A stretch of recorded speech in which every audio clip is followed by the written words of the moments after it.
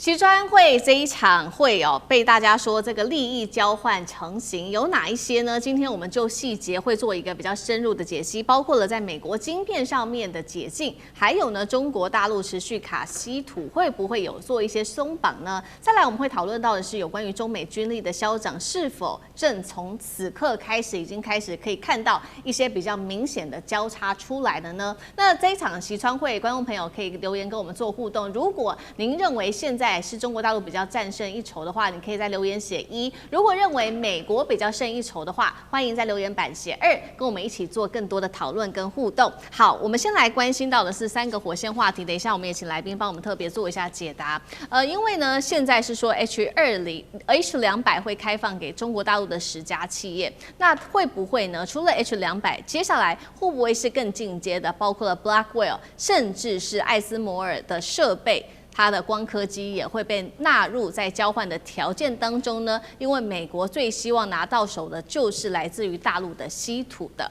好，再来就是有关于美国的军力问题了。因为呢，美国虽然很想要拿到稀土，但是我们看到它现在目前所要做的事情是一边要援助俄乌战争，一边又有中东战事不断的消耗它的弹药、它的武器库存，所以接下来它的军事优势还是可以持续维持住吗？还是会被稀土给反掐住呢？第3件事情，我们也会来看这一场习川会之后，大家在解读是不是中美军力的消长已经可以开始出现一些明显的变化，甚至有出现东升西降的这样子的一个倾向呢？还是美国其实还是可以靠着科技跟盟友体系来持续维持自己在全球的军事霸权、军事主导权呢？今天就这些议题，我们都会一起来做关心。好，习川会谈到现在，其实呢很多的细节是没有公布的，但是我们今天特别报道也帮观众朋友整理出了目前双方有达成的一些条件，有共识的一些条件。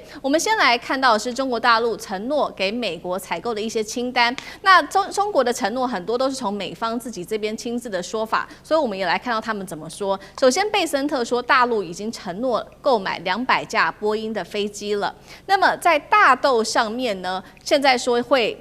中国大陆会扩大采购美国的大豆，至于数量现在还是未知的，所以这边先打一个圈。再来看的是农产品，这个也是打圈的，来自于川普的说法，大陆会采购美国数百亿的美元的农产品。至于牛肉，现在也是打一个圈的，本来一度是说要暂停出口，但是现在已经确定了美国牛肉是可以出口的，已经拿到了许可证。台湾议题到现在呢，其实白宫纪要没有提，而且也都没有被讨论到，但是美国官员的说法是未来几天之后，有关于台湾的问题就会被拿上这个台面来做谈判。好，再来我们来看到的是这个美国放行了什么东西呢？现在来看到特别聚焦就是在晶片了。10家的中企可以买 H200，最多可以购入75000颗，这指的是一家企业可以拿到7万多颗。那现在被开放的企业被指出，包括了腾讯跟富士康都可以做购买。但是问题来了，大陆有需要去买，或者是大陆真的会愿意去买吗？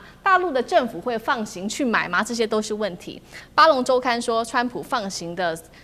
行所剩的版图甚大。那我们也来看到说，专家也做了预测，除了可能在 H200现在做开放之外，会不会美国为了要稀土，还会开放艾斯摩尔的设备，甚至是 Blackwell 来一起做交换呢？那有关于稀土的问题，美国贸易的代表格里尔则是说，大陆的稀土的出口改善，但是呢有所改善，部分仍然是拖拖拉拉的，到现在。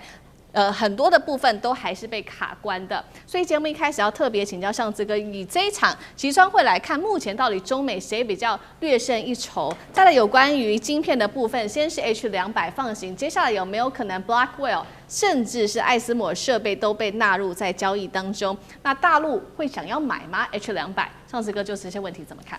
好，在这次谈完川习会之后呢，其实我们先看卢比欧啊。卢比欧一开始说，有关于这个科技晶片完全不谈，也不是这次的重点，所以一开始都觉得这跟晶片没有什么关系。可是之后呢，又立刻传出说美国方面有可能会放行 H200。当然，现在这都是传说哈。要知道，美国对于其实 H200早前商务部就已经同意是可以卖的。可是呢，最后其实在辉达在在丢这个申请的时候卡了好久好久，真的卡了大半年以上。而在卡了半天之后呢，又说美国政府要征收15%的部分的这个获利。然后呢，于是到最后真正拖延一段时间之后，中国大陆之后就不买了。一开始觉得应该有些零星会买，包括这次也说，哇，中国大陆有10家，腾讯啊、富士康都很想买，所以就卖给你。可是事实上最后来讲，中国大陆一片都不买啊。所以这里头其实看到，其实这还始终是中美博弈当中，我们讲本质就是有关于科技。包括晶片这件事情，尤其这是涉及到 AI 晶片。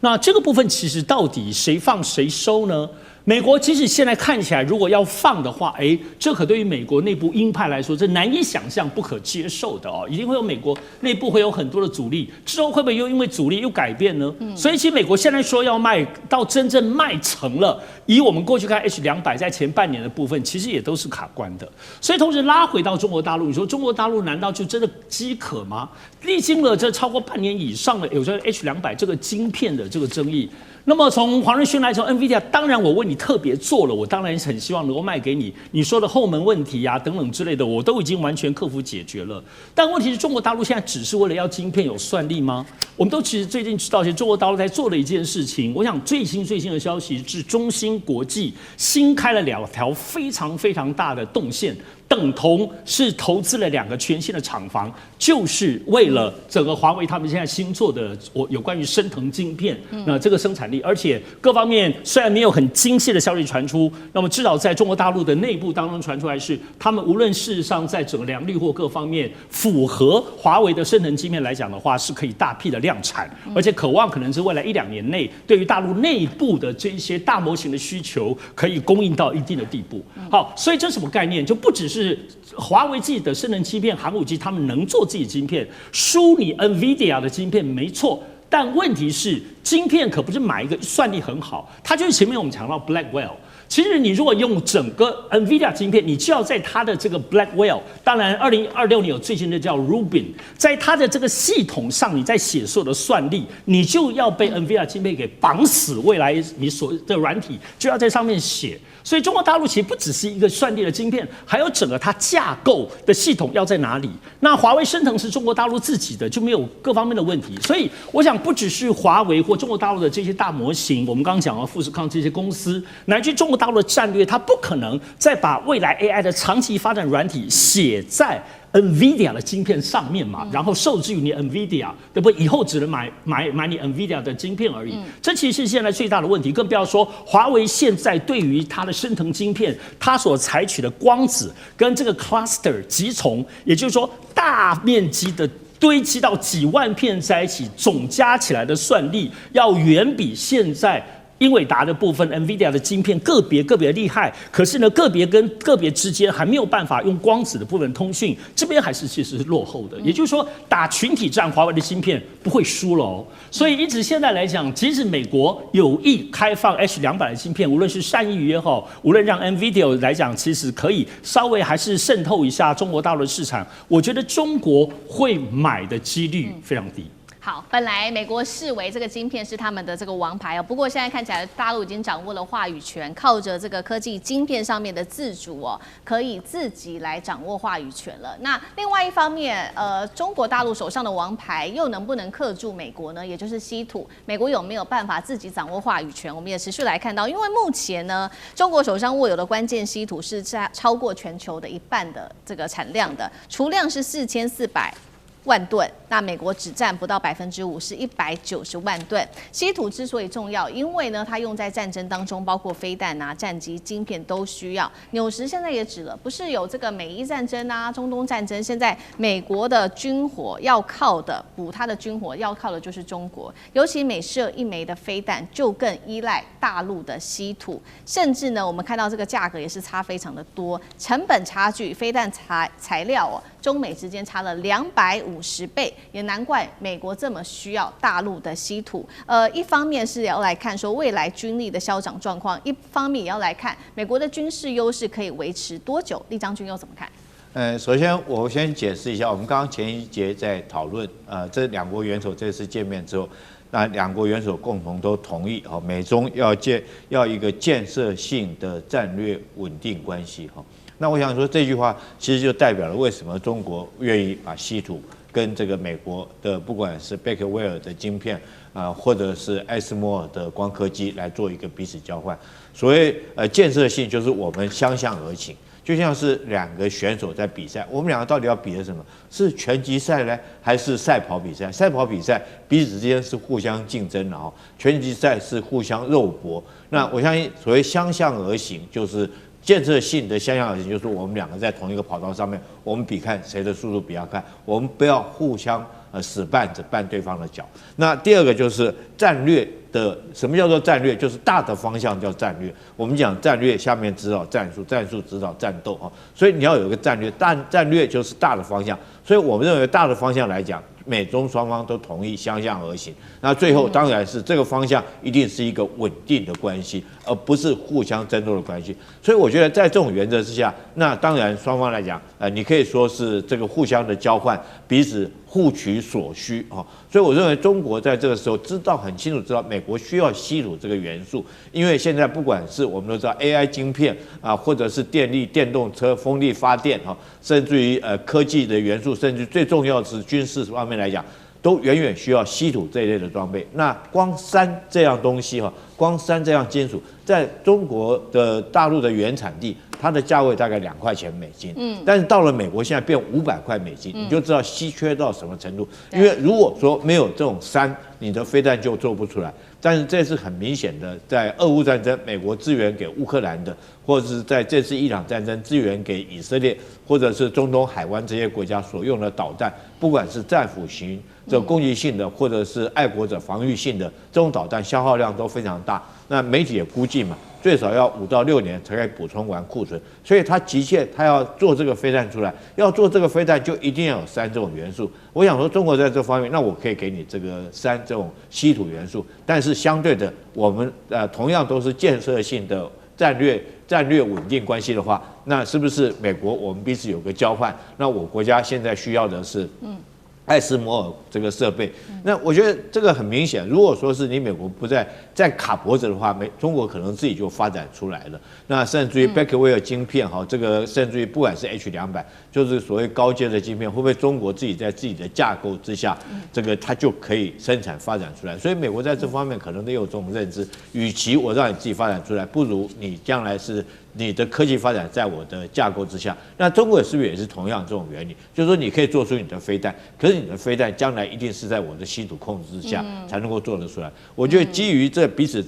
这个互取所需了，我觉得是后续来讲，我们看到我认为川普在回到国内之后，会对这方面做出更大的一个说明。好，那同样的问题，张将军又怎么看呢？我认为这个稀土，因为中国大陆在稀土的储量还有生产量，就是提炼出来，然后另外一个销售量都是世界最多，4400万公吨，大概占全世界大概1半。因为全世界现在感觉到又经过调查，因为本来是9000万公吨全世界的储量，要经过调查，可能还有现在感觉到现在已经超过1亿吨了，这储量。因为有的现在科技进步，经过这种太空雷达，这个地方有稀土，可以定位的地质探勘是这样。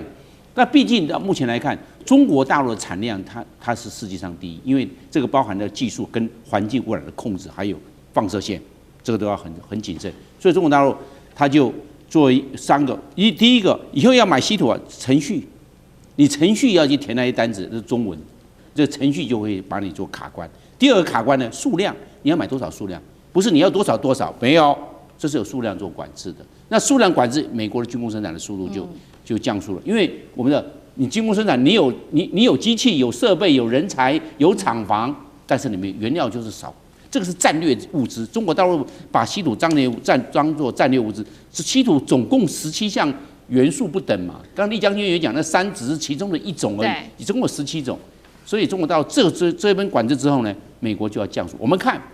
美国要做一架 F-35，我们叫雷达、火控系统，还有包括它的发动机，还有伺服器，还有通信设备都要稀土。总共一架 F-35用了多少？408公斤，